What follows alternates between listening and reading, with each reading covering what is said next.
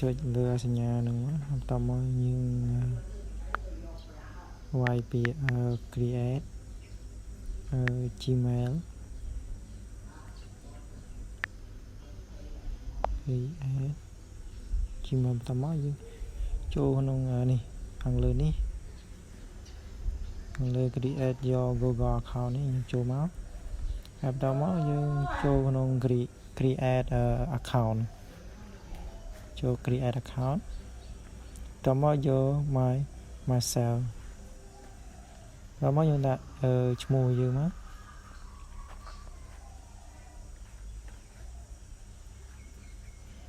យើងបំពេញ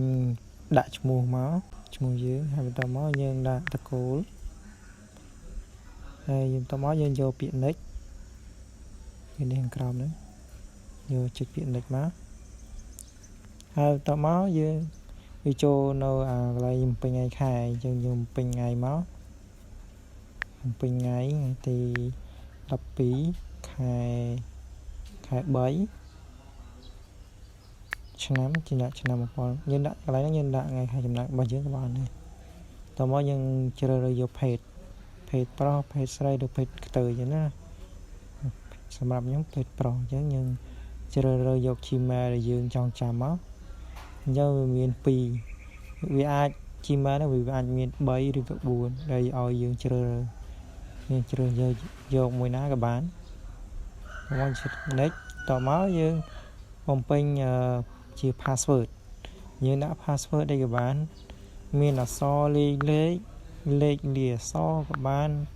និយាយទៅអក្សរយើងវាយអក្សរជាអង់គ្លេស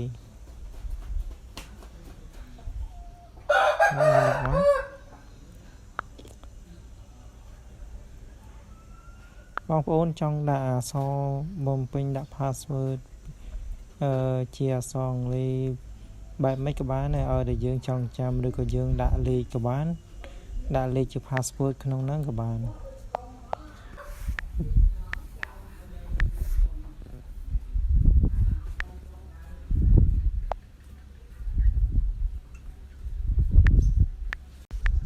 បំពេញហើយចុចពាក្យ next បន្តមកយើងបំពេញជា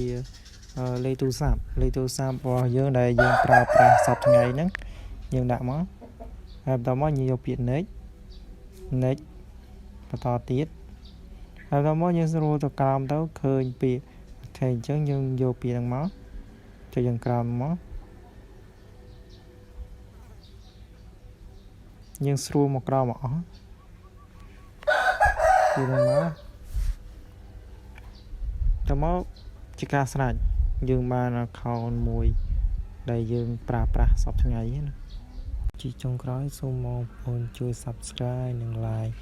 នៅ channel របស់ខ្ញុំផង